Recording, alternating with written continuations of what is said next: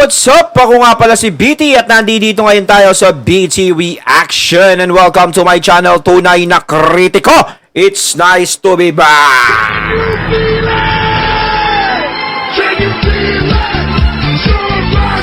At meron po tayong panonooring video ngayon. Ito po ay nagmula kay Banat Kapanig TV. Sa mga hindi pa po nakakabisita sa channel ni Banat Kapanig TV, bisita na po kayo mga katunay. At kung hindi pa kayo nakakapag-subscribe, subscribe na din po kayo mga katunay kay Banat Kapanig TV. At syempre, huwag nyo rin po sana kalimutan na mag-subscribe dito sa channel ko sa Tunay na Kritiko. Sa mga hindi pa nakakapag-subscribe, and click the notification bell para maging updated po kayo sa mga reaction videos na aking ilalabas. At wag na natin pagtagalin at sabay-sabay na nating panoorin ang laman ng video na hatid sa atin ni Banat Kapanig TV at bibigyan natin ng reaksyon. Pasok! Bawal po palang magkaroon ng matinong pangulo. Ayun! Ang naririnig nating boses ngayon walang iba kundi kay Sir Badong Arateles. Ayan, syempre, supportahan nyo din ang kanyang channel mga katunay. Ipagpatuloy natin. Bawal po pala magkaroon ng pangulo na hindi nagnakaw sa kanyang tungkulin. Nako! Bawal po pala magkaroon ng isang pangulo na napakaraming proyekto para sa ating bayan. Kasi, alam nyo kung bakit? Kasi yung inutil na pangulo nung dinatnan niya, si Pinoy, magagalit yung mga tauhan ni Pinoy. Harding. Kaya ang ginagawa ng mga tauhan ni Pinoy matagal ng panahon, sinisira lahat ng legacy ni Pangulong Duterte, ginagamit ang media. Ngayon, dahil hindi maituloy ngayon yung mga proyekto niya, sirain na lang. Ipalabasin na lang na demonyo. Sa totoo lang, biglang masama na ngayon ang ginawa ni Pangulong Duterte. Etong gobyerno na to, tandang-tanda ko pa, unitin tayo, di ba? Ano po ang sinasabi nila? Itutuloy namin lahat ng magagandang proyekto. Pangit pala yung proyekto. Sinabi nyo na itutuloy nyo, pangit pala. Pinasasamahan nyo na lang ngayon dahil hindi nyo kayang ituloy. Yan lang po yan. Kung hindi kayang gawin yung ginawa ni Pangulong Duterte, may paraan para palutangin yung kanilang mga naging Pangulo. Yung naging Pangulo si Pinoy, palpak, alam natin lahat. Kaya nga hindi nanalo si Rojas eh. Kaya nga hindi nanalo yung mga dilawan. Kumbaga nakita naman natin, no, nasaksihan naman ng ating dalawang mata na pinagtutumbas talaga. No, meron pa na yung dating si Pinoy is yung presidente siya, tapos FPRRD, naging presidente siya. Para sa akin kasi, no, si FPRRD, yung termino niya is yun ang napakahalaga. Alam nyo kung bakit ko nasabing yung termino ni FPRRD ang napakahalaga? Kasi nandiyan yung panahon ng pandemya. Sa tingin nyo ba, kung si Pinoy ang nakaupo, nung mga panahon ng pandemya, anong gagawin kaya niya? Magawa niya kaya yung ginawa ni FPRRD? Kasi tayo magpasalamat tayo eh. Although may mga nawala tayong kababayan, syempre, pero hindi ganun kalaki. No? Wala ganong na gutom ng ganun ka kasi binibigay naman lahat ng tulong na maaaring ibigay ng gobyerno noon at saka tinututukan. Ang loko lang naman kasi nun talaga yun sa DOH talaga. Doon nagsisimula. Diba? So, eto nga yung bagong administrasyon ngayon na ituloy ang kung ano ang nasimulan ni FPRRD. Yun ang dapat siguro, no, na masimulan. Kaso nga lang, na may pagpatuloy pala. Kaso nga lang is may mga tuta ba tawag dyan, yung mga asungot na aali-aligid, diba? Lalong-lalo na sa ating presidente na gustong mawala sa posisyon ang mga Duterte. Yun eh. Gusto nilang mawala sa scene. Lahat yan dahil sa politika lang eh. No? Kasi kung walang involvement na politika dyan, kung si BP Sara ay hindi malakas sa pagiging presidente at hindi siya nagiging threat, no, sa kanila, is hindi para pansinin nila si BP Sara. Pababayaan lang nila yan. Pero kung naghahangad ka ng kapangyarihan at alam mo na mataas tong tao na to, matindi tong magiging kalaban natin, balakid to sa atin, so ganyan ang gagawin. No? maaaring pigilan mo. No? At samantalahin habang kasama mo ang Pangulo, ganyan. 'Di ba? Maaaring i-brainwash mo, ganto, ganyan. Pero siguro hindi naman gagawin nga ni PBBM yung mga ganyang bagay. Dahil nakikita naman natin yung closeness pa rin ni BP Sara at ni PBBM. Ang problema lang naman dyan, yung mga taong nakapaligid. Lagi na lang ang mga problema talaga is yung mga taong nakapaligid kay PBBM. Diba? Nung una, yung isa, yung sa kaso kay General Bantag. Ngayon naman, eto na naman, may nakapaligid na naman sa akin. Grabe. Dahil palpak yung pamumuno niya, siraan na lang nila. Para hindi naman lumabas na napakaganda ng kung sino yung Pangulo na hindi magnanakaw, ang pamilyang Duterte, hindi nagnakaw, siraan na lang natin. Ikumpara nyo nga, yung bahay ni Pangulong Duterte, nakita ko, bahay ng driver ni De Lima, kinumpara sa bahay ni Duterte. Ay, nakita ko nga. Hulaan nyo kung sino mas maganda yung bahay. Yung driver ni De Lima. Nakita ko nga, no? Nakita ko yung bahay ni FPRRD. No, yung pamumuhay ni FPRRD, hindi siya ganoon kagarbo, hindi katulad ng ibang mga presidente, no, na natapos ang term, ganyan. Papalagay nating mayaman na talaga sila, pero kita naman natin talaga yung alwal ng pamumuhay talaga nila, masyadong mayaman, ganyan.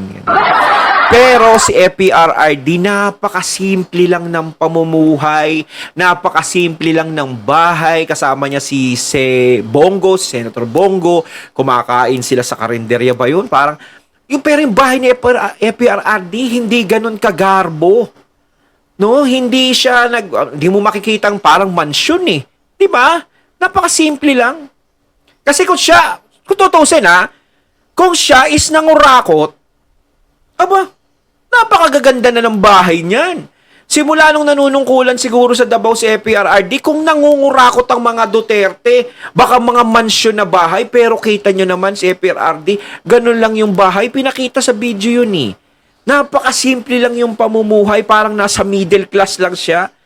Diba? Takin mo, isang presidente, dating presidente, na ganun lang kasimple ang pamumuhay. Diba? Wag na nating sabihin kung sino yung driver niya. Tignan nyo po, ikumpara nyo. Driver pa lang ni De Lima. Sobra naman. Sobra na. Ang pang-apin nyo sa mga Duterte. Hindi nyo kayang pantayan yung ginawa ni Pangulong Duterte. Huwag nyo nang siraan. Naaawa po ako eh. Pag hindi tumakbo si Inday Sara Duterte, hindi tayo tayong mga Pilipino, the way we treat the Dutertes, no? Wala tayong karapatan na magkaroon ng pinuno. We deserve this kind of leadership. Why? Tignan nyo kung anong ginagawa natin sa mga matatinong pinuno. Pinalalabas lang natin. May kaso ba si Sara Duterte ng pagnanakaw? Si Pangulong Duterte, may kaso ba ng pagnanakaw? Wala. Bakit? Hindi sila nagpayaman sa kanilang posisyon. Ay. And yet, tignan yung ginagawa natin. This is how we repay yung tapat na liderato. Pasamain ang imahe. Bakit dapat pasamain? Hindi nila kaya eh. Hindi nila kayang tapatan eh. Hindi nila kayang ituloy eh. Pasamain na lang. Pro-China kasi. Si Duterte, mamamatay tao kasi. Yun naman pala, pro-China, mamamatay tao, masamang tao, masama lahat ng ginawa. Bakit? Nung nangangampanya, sinasabi ninyo na itutuloy nyo yung ginagawa kung panay kasamaan naman Naaawa po ako. Ako? Sabihin ni Sara Duterte na hindi na siya tatakbo sa point. Medyo ramdam natin yung emosyon ni Sir Badong. No? Talagang parang nasasaktan siya sa nangyayari sa mga Duterte ngayon. No? 28, okay na sa akin. Kasi uulitin lang nila to eh. Pag naglingkod si Sara Duterte, napaganda niya Pilipinas, maraming proyekto. Pag natapos yung termino ni Sara Duterte, ganyan din ang gagawin sa tatay niya. Yun ang gusto nila eh. Gusto nilang magulo yung bansa natin. Kapag naging maayos, marami silang sinasabi. Kay Tukeks, yung maraming ginawa, mga ganyan-ganyan yan. Pero kapag maraming kabulastugan na ginawa, medyo nakikita nyo, medyo tahimik sila, wala silang sinasabi, wala silang sinisita. Kung sino pa yung mga namuno na may mga ginawang kapalpakan, hindi nila sinisita. Pero ang sinisita nila is yung may mga nagawa. No, yung may mga nagawa sa bansa natin, doon sila inis na inis. Kaya napapaghalata na ayaw nila ng katahimikan dito sa bansa natin. Ayaw nila na maging maayos. OMG. Gosh.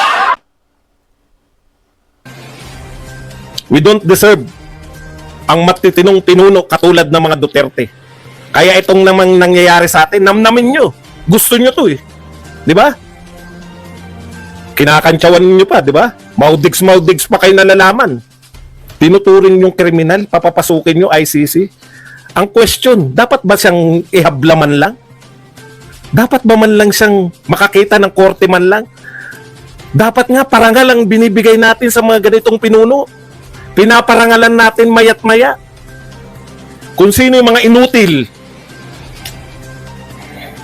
Ayaw kasi nilang madaig yung mga kainutilan nila.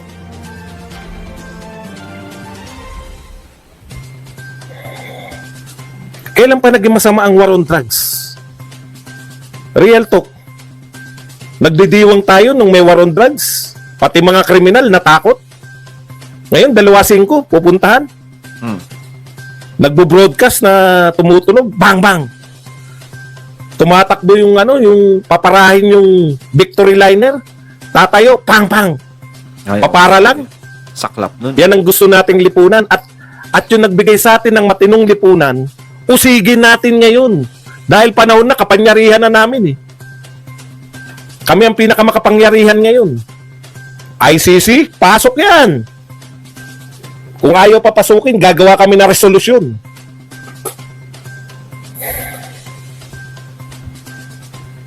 Yung mga vlogger na nagsasabi, kung meron na nagsasabi, hindi ako nanonood na ng mga vlog ng iba eh. Kung meron po nagsasabi, no, na vlogger, na masamang tao si Duterte, tanungin nyo, bakit sinabi ng presidente ngayon na itutuloy niya yung mga ginawa ni Pangulong Duterte? Kung napakasama ng mga pinagagawa. NTFL ka, pasasamain, no? Kasi kaya itutuloy ng ating Pangulo ngayon, yung mga nagawa ni Duterte, talagang may nakita siya na magagandang mga proyekto ni FPRRD na dapat ituloy. No?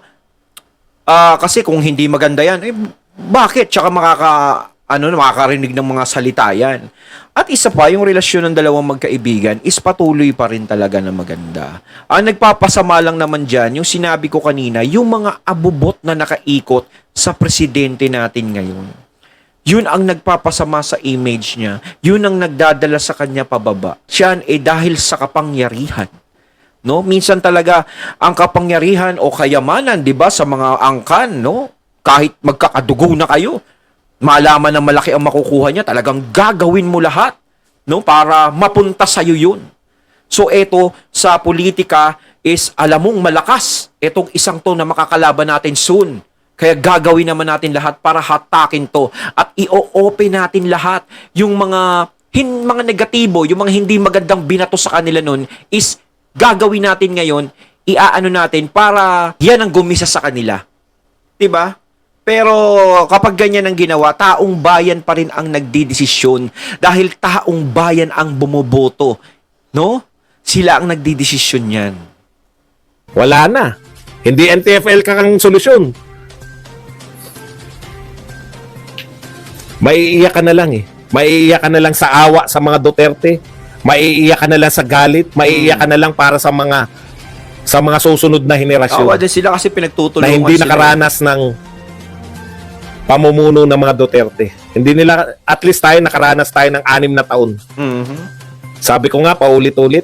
Di ba? Ang sabi ko, paulit-ulit, 6 years ay napakabilis sa isang matinong presidente. Pero ang 6 years ay super tagal para sa kabaliktaran. Real talk mga kapatid. Naiinip na ba kayo ngayon? Yan lang ang sukatan dyan. Kung naiinip na kayo ngayon na mag-2028 na, mahaba pa yan. Marami pang taong Yan, daraan. same people na yan. Na makikita natin nagtatakal ngayon ng 20 kilong bigas. Kinabukasan, tigil na yung proyekto. Ganyang uri ng liderato ang ipapalit natin sa mga Duterte. Ganyang uri ng kandidato, ganyang uri ng mga liderato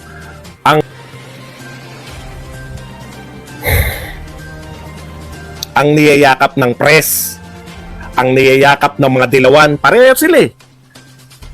Yung dilaw talaga, no, kahit kailan.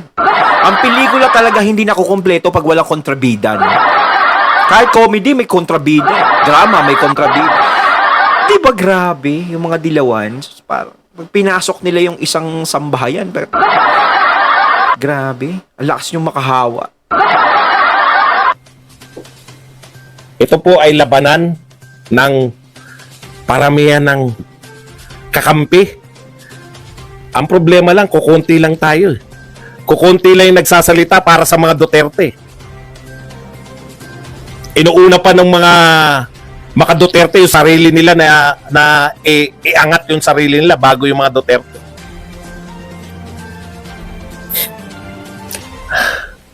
Nakakaiyak kasi nagtagumpay tayo for 6 years. Ang hinahanap lang natin, sino yung magtutuloy? Sino yung kandidatong magtutuloy for another 6 years? Tapos ang pinag-uusapan natin, paano uusigin? Bakit nyo uusigin? Ano ang ginawa sa bayan natin? Nagnakaw ba? Wala nga kayong bintang na nanakaw eh. Wala Wala nga kayong binibintang na nagpayaman eh. Sakripisyo ang nakuha ni Pangulong Duterte, kaaway, kalaban. Malalaking tao nilabanan. Ay, mga binangga niya oligarko, talaga. drug lords, mga makapangyarihan. Oo, Mayayamang lahat tao. ni FPRRD yun. Para Ultimo yung pandemic, binangga niya rin yan, di ba? magbigay ng magandang bukas sa atin. Mm. Glimpse, pinatikim tayo. Ito ang magandang pamumuno. Ito ang magagandang pamumuno. 6 na taon tayong pinalasap. Pero lahat tayo, umaayon pa ngayon. Yung nakaranas ng... Hindi po tayo guminhawa. Ang Pilipinas po mula noon hanggang ngayon mahirap pa rin. Pero yung nakatikim ka ng kapayapaan sa buhay, Safety. nakaranas ka ng payapang paligid, Ayun, at ating natunghayan ng video na nagmula kay Banat Kapanig TV at syempre natunghayan din natin si Sir Badong Aratiles. Ayun ha, talagang medyo dinig natin yung emosyon ng boses ni Sir Badong dito, no, sa pagtatanggol niya nga sa mga Duterte dahil sa kabila ng magandang pamumuno na ginawa ng mga Duterte sa atin ni FPRRD is ganito pa yung mapapala niya, no, na ipakulong sila ganito, usigin sila, no? Para sa akin hindi tama yung ganun. Si FPRRD is kontento ako doon sa nagawa niya, lalong-lalo na nung pandemic. Pasalamat ako sa kanya. Nagpapasalamat ako kay Pangulong Duterte nung mga panahon ng pandemya talaga. Ang laki ng naging papel na nagawa niya para sa mga Pilipino. Kayo mga katunay, ano masasabi niyo tungkol dito? Comment lang po kayo. So once again, I'm BT and I'm out. Peace!